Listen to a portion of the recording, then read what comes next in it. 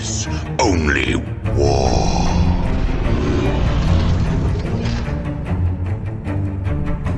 What is up, gents? 40k Dirtbags here. We're going to be doing a quick video for you guys about unit coherency. Every single time I post a video, there's always a couple people asking about unit coherency, if it's in the right spot. It's a 2-inch coherency, and then it's a triangle on the ends. So we're going to go over this video tactics and kind of like what you're going to be looking for when you're playing against somebody. Also, how you're going to be placing your models on the table, so that way you're not cheating, or you're actually disadvantaging yourself by not putting down the models in the correct position. So it's going to be a quick video on how to actually place your models in 10th edition for 40k. But if you guys are new to the channel, I appreciate you clicking on the video. Thanks to all my Patreons. You guys are fucking awesome. We keep upgrading the channel and growing us super fast this year. Hopefully we're going to get up to 1020k in 2024. But again, it's all thanks to you guys pushing me to make videos like this to bring content to you guys about tactics in 40k, especially in 10th edition. So let's get in the video. Okay guys, so here is going to be our example of a 10-man unit of cultists. Just to give you an example, we'll go 6-man, 10-man, whatever it may be. But this is kind of the standard 10-man unit that we're going to be kind of putting on the table. Here's a little widget that we should be having in every single game of 40k. It's got a simple 3-inch, 1-inch, 2-inch, and then a 1/2 inch. I use this every single game. There's also other widgets you guys can be bringing. They're all attached together, but this should be used in almost every single game to kind of keep coherency and also checking other people's coherency at the same time. So for example, this is a 10-man unit. When you guys are moving your units, moving units, let's say this unit moves 6 inches. They can then move up 6 inches. And now how it works is if you have a 10-man unit, 1, 2, 3 people, every model in the unit has to be within 2 inches of another model. 2 models if you're over 7 men. So 7 men, you have to then start counting 2 inches from each other. If you're 6 man, it's just a straight line. So this is a 10-man unit. So every single model in the unit has to be within 2 inches of 2 people. So this is what I was trying to explain to people online, is when you're tying people out in a straight line like this, this essentially is a legal position. Let me make the line go even further up here. So this is a legal strung out position in 40k 10th edition. So when we have this line strung out like this, we have a little triangle right here. We have this guy's in between 3 people or 2 people, so each model's within 2 people of 2 inches. This guy is now within 2 inches. Now this guy, if you can measure 2 inches, 2 inches, 2 inches, 2 inches, they're all within 2 people right next to each other. So even though this is super far away, it's legal because this one guy is within 2 inches of 2 other models. This guy on the end is within 2 inches of 2 other models. This guy is within 2 inches of 2 other models. So that's how the triangles on the ends of the unit is legal. Now, that is a 10-man unit. You can actually extend it probably a little bit longer. I just don't have, the table set up. But this is a huge denial of deep strike. Like if you go 9 inches past this guy, you're looking at roughly, 42 inches long of denying somebody from deep strike and getting in on this side of the table. So that's an example of a 10-man unit. This is 100% legal. Now, what would happen, this is the downside to it, is if they start shooting people and killing units, you then do coherency tests at the end of every turn, the opponent's turn and your turn. So, for example, let's say you killed this one guy. I happen to make all my saves and that one guy dies. At the end of the turn, you then would do coherency for every single model on the table, if there's anybody out of coherency. Then you would make it so that the unit is now within coherency. So legal coherency is 6 guys. So we would count 1, 2, 3, just killed that guy. 1, 2, 3, 4, 5, 6. These 3 guys are out of coherency because this guy's out of coherency, so he would have to die because he's not within 3 people anymore. This guy now is not within 3 people, so he would have to die. This guy is not within 3 people, so he would have to die. So we're left with a unit of 6 guys. 1, 2, 3, 4, 5, 6. Now, in a 6-man unit, you're actually able to do a straight line kind of like this. So let's pretend it's a leader, which is this guy, who is attached to the unit.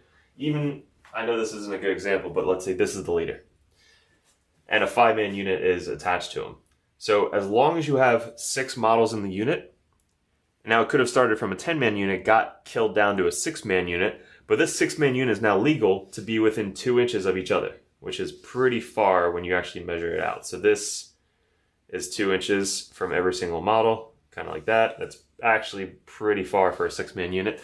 Blocking out deep strikes, putting units in the backfield, stuff like that. This is actually 9 inches. You're looking at still a roughly 33 to 34 inch denial of deep strike. So this is an example of a 6-man unit that you're actually able to be legal in there. So that's what I mean when we look at comments online by saying it's illegal to do that. No, it's not illegal, because as long as you have a triangle at the edge of any line that you guys make, like this, we have a little triangle here, we have a little triangle here, we have a little triangle here, and that is a legal deployment. Once you get down to 6 guys, then you could be in the straight line. So that's an example of 6 to 10. Now you might have a 20-man unit. It's the same thing. You can literally string out an entire line of guys. You know, example for the cultists. If you string out an entire line of guys of 20 dudes, you can literally go almost forever. As long as the end of the triangles or end of the lines have a triangle at the end of it. So here's an example. There's a triangle at the end of it. So we have 2, 4, 6, 8, 10, 12, 14, 15, 16, 17, 18, 19, 20. So it can literally go all the way out to here. So we just extended a 20-man unit from here all the way around like a snake, all the way up to there, and that is legal. Now again, if somebody shoots at this unit, you have to then start removing models. So if you're playing against a smart opponent and they just kill one guy at the end, well now the entire squad, basically half the squad or 14 guys from that squad are going to die. But you might be playing a unit like this to know that you're going to be getting shot at, but you're mainly using them to, let's say, stop deep strikes or defending people from charging through, whatever it may be. But example, if they killed this one guy, right, a smart player, he's going to be like, all right, I'm going to kill one model from that unit. Now, as you, who set this up, has to remove models to keep them in coherency at the end of the turn. So since all of these guys are now out of coherency until you get down to 6 guys, you're going to have to remove models. So if this is my leader, he's right smack dab in the center, I might choose to keep my leader because I want to keep him on the table next to 6 guys. So I might count him 1, 2, 3, 4, 5, 6. So now these 3 I would take away, and then basically I would just kill the rest of this unit up here. Now depending on the points of this unit, it might not have been worth it, but that's an example of a legal chain out of putting people out. Now if you have a 20-man unit, kind of like what I've been running with the Cursed Cultists, how to prevent that is basically you're stringing out super, super far, and then you have a huge clump of guys, let's say near an objective up here. So a huge clump of guys fighting on this objective over here. And then you have your leader behind this wall. Pretend he's behind the wall, so I'll put him up here. He's behind the wall, and then you have 2 guys strung out here, which is 2 inches from that guy. Now that's our triangle I was talking about. So there's a guy behind here, and then 2 guys here. That's legal. And then you can start chaining out 2 inches, like there, and then you have a whole blob up here. So that is legal because the guy is back here, so your character is protected. Let's say he's next to Abaddon, which is giving a 4-up invuln save. Now the whole squad has the 4-up invuln save, but you're protected because you have your main leader guy back here with, let's say, Abaddon behind the wall here. But it's legal because now all these guys are in coherency. And then when they start killing your models, you could just start removing models up here, and now they're still in coherency. Kill, kill, kill, kill. They're still in coherency. Kill, kill, kill, kill. And the last guy to die would be all the way over there, which is your character. So that is an example of how you'd be playing a huge unit that you can string out really far across the table and still do most of the fighting in the center of the table.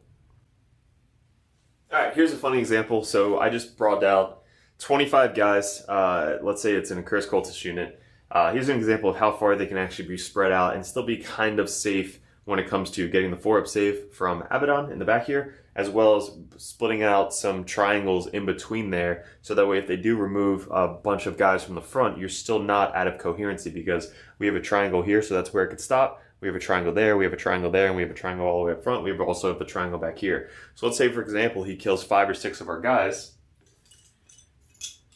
Right? Now you're going to test coherency. Well, great. Now they're already in coherence because you have a triangle on the end of that line right there. Let's say they killed 4 more guys. Great. Now look, it's still in coherency because you have another triangle right there.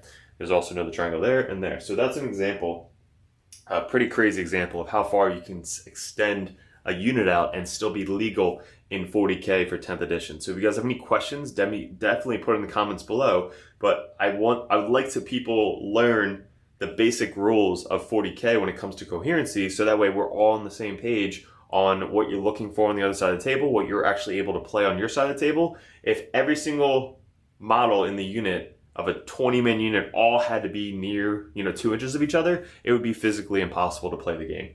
So hopefully this helped you out on this.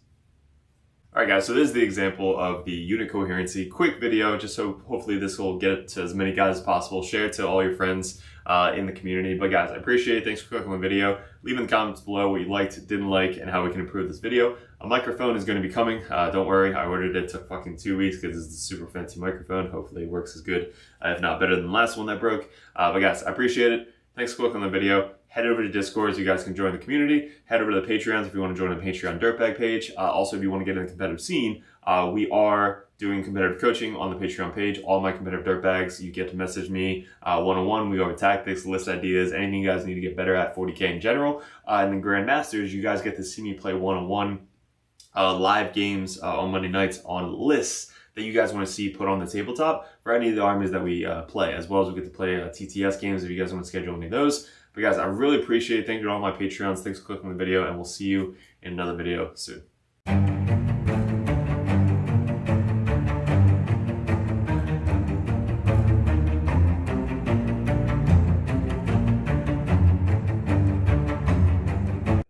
What's up, gents? Welcome to the Dirtbag Nation Patreon page. This is going to be support to the Dirtbag Nation. Just to give you a little insight on what we're trying to do and trying to grow into, we're trying to grow a brand name of the Dirtbag Nation, 40K Dirtbags, going all over the country and coaching people to get better at the game of 40K. We have really good coaching over at the Dirtbag Nation. Myself is ranked #1 for Grey Knights in the world last year in 9th edition. This year, we're currently ranked #1 Chaos Space Marine player in the world on ITC 40K rankings. So we have a lot of experience over at the channel, and a lot of the coaches are going to start joining in and joining the Dirtbag Nation to help you guys get better at 40K. If you guys are new to the Patreon page, we have a couple different tiers. The first tier is the $1 tier. That's basically just coming over, supporting us for $1 a month. You get first access to the Dirtbag videos up on Patreon. The next tier is a $5 tier. Basically, you get first access as well as just have a little bit more branding with the Patreon Discord page. And you want to support us a little bit more than $1 a month. I really appreciate both you guys. The $10 tier is the competitive Dirtbag page. That's where we get more into the